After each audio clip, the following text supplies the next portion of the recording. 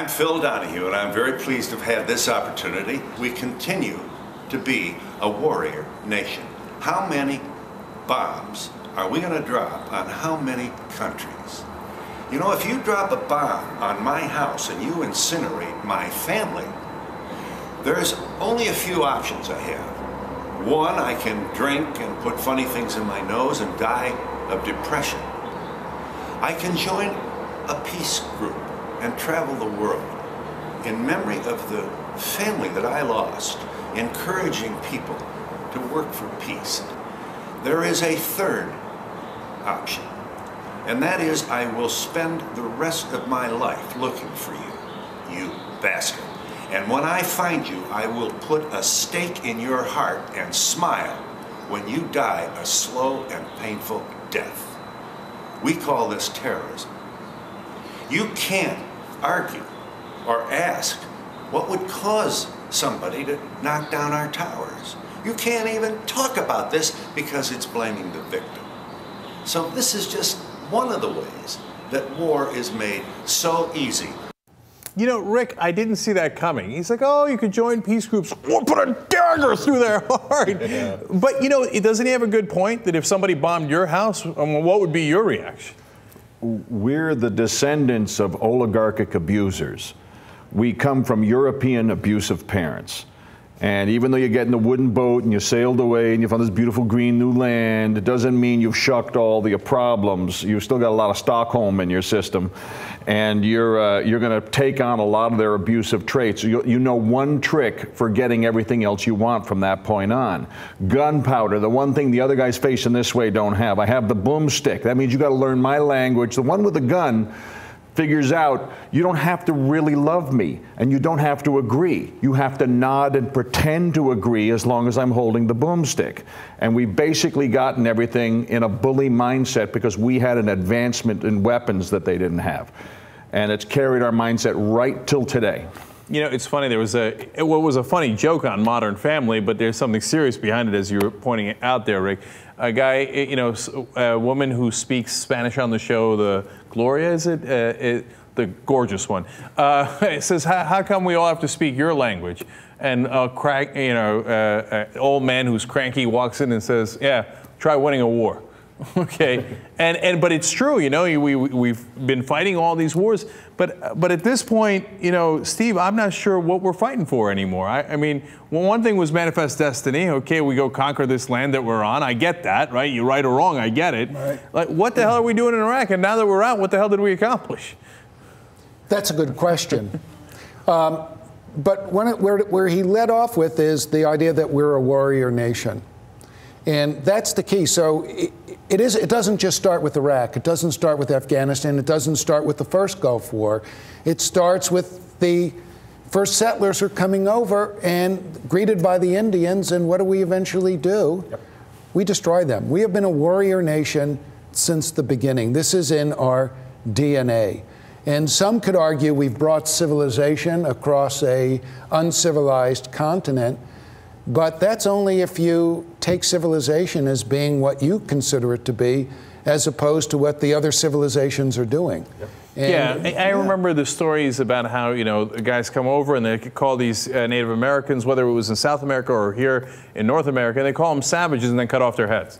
So wait, which one's the savage? You know, but at the same time, look, America, you know, Axel, used to have a great side to it, right? Where we started the United Nations. We started the idea of human rights. Not us alone, and there were many people who participated in that, but that's where the idea of American exceptionalism came in from, because we did things that were not just in favor of our empire. Now, you could call it enlightened self-interest, right? But there was that positive side. I feel like we kept only the bad side and really didn't keep any of that good stuff anymore.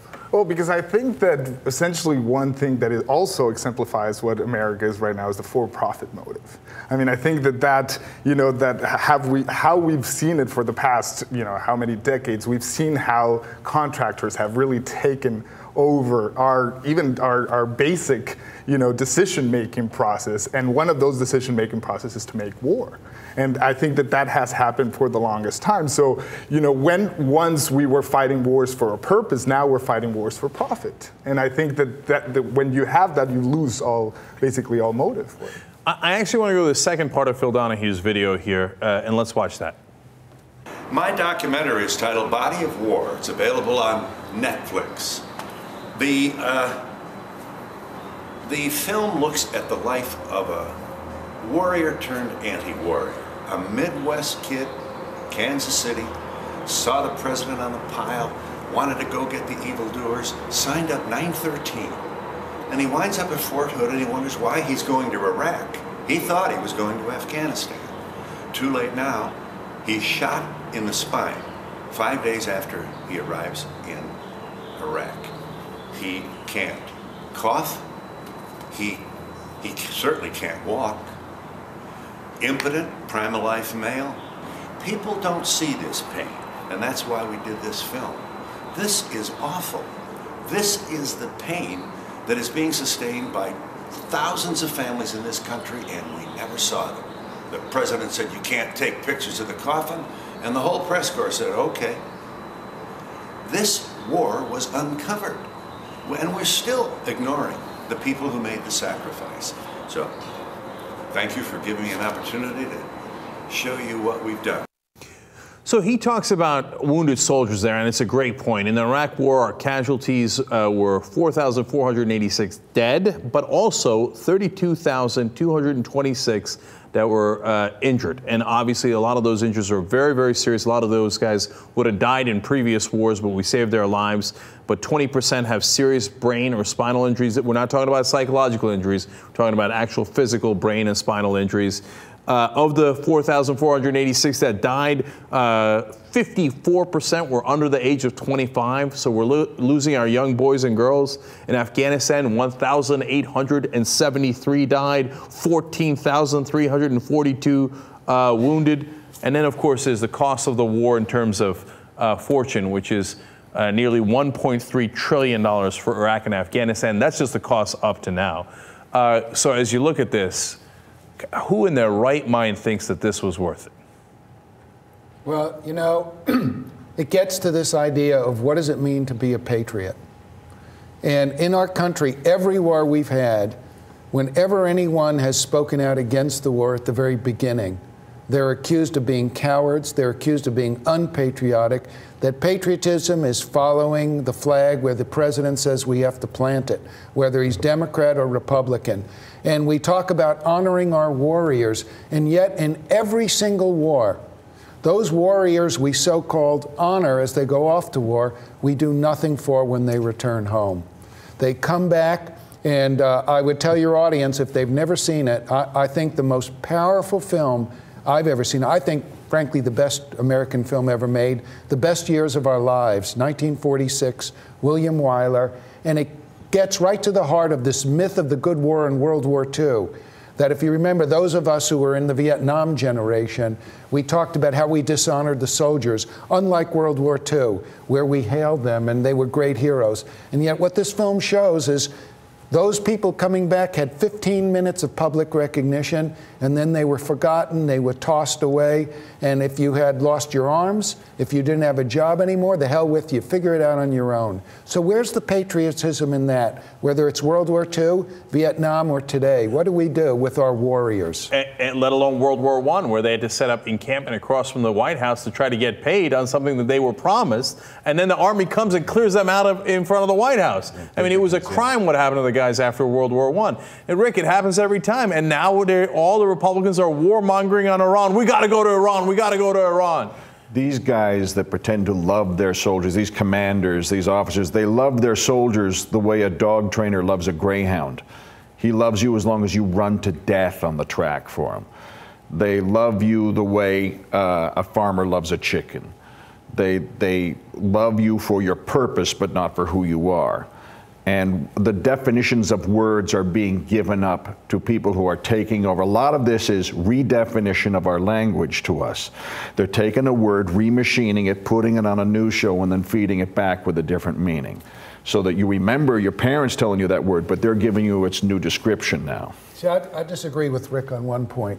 I don't think it's the military leaders who are driving that. I think it's the politicians. You talk with most generals, to the extent that they will talk in the press, they never want to go to war. They say war is the last thing we want to do. I meant to say the people starting the wars. But you know Those who what? are I actually disagree with you a little bit, Steve, because I think the generals have gotten corrupted. I think they're all waiting for their big fat paycheck after they get out of service, which if they were good boys and girls and they played ball, they're all going to get paid. If you weren't, then they're not going to pay you at Lockheed Martin and Boeing and all those places. I think, is it the politicians? Absolutely, but it's all of them. I think we should do a 10-year lobbying ban or working in the defense industry for any general and for any politician. Because I think they're all incredibly excited about wars, not because everybody's going to get rich. Do you know that the annual amount of money we spend on air conditioning along in Iraq and Afghanistan per year was over $20 billion? Somebody gets rich off these wars. Am I making too much of it, Axel, or do you think that that's one of the primary motivating factors? I think that is the primary motivating factor right now. I mean, the fact that you see war contractor lobbyists in the halls of Congress and going directly and speaking to the legislators who actually legislate the war, I think that that's a sad place to begin with in the first place. I mean, there is a huge interest. And the sad thing about it more so is that who are we putting now in the front lines of it? We're putting minorities of color, we're putting Latinos who have no opportunities right now, who can't go to school because can't afford it, who don't have a job, whose only source of income now is to go to war, whose only ability to have a life is to go to war. And we couldn't even get the DREAM Act passed that if you're willing to die for this country, at least we give you citizenship. After a whole bunch of years, no.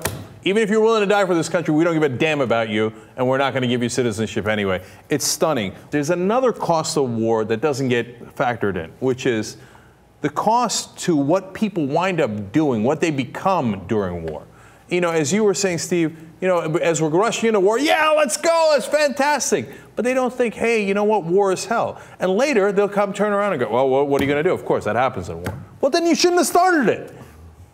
Yeah, well, one of the things I tell my students when we talk about whether it's the Revolutionary War or whether it's Vietnam or Iraq, when I ask them, what are you willing to go to war for? And they come up with abstractions. And then I tell them, go to talk, and I often have at least one or two vets in my classes now. And I say, go and talk with a vet. Go and talk with a parent who was in Vietnam. Go and talk with a grandparent in World War II. And here's what they're going to tell you. For all the hoopla that surrounds going to the war, you will never be the same person when you come back. You will be a different person and not in a positive way. Even if you come back with your arms and your legs and everything intact, what does it do to a human being who is trying to kill somebody every day and somebody else is trying to kill them every single day? It changes who you are. It kills part of your humanity. And you got to ask, what's the cost? What's the cost? What's worth losing your humanity for? We're desensitizing folks already, especially our young folks that are coming in and seeing this as a video game. I mean, we see it, you know, particularly with Latino kids. We see them watching TV, and in between TV, they have these amazing, spectacular ads about how, you know, Call of Duty's type of style, where you're going to just shoot the first person that you're going to see, where you're going to manage a drone from, you know, a particular remote location and be able to get away with it. And then the reality is different, and they go and see the reality, and it breaks them, and it breaks their families back at home as well. Right. Its suicide rate is through the roof. And it's the other deaths of the soldiers that we never hear about. Yeah. But it's through the roof. It is almost matching and surpassing the other number.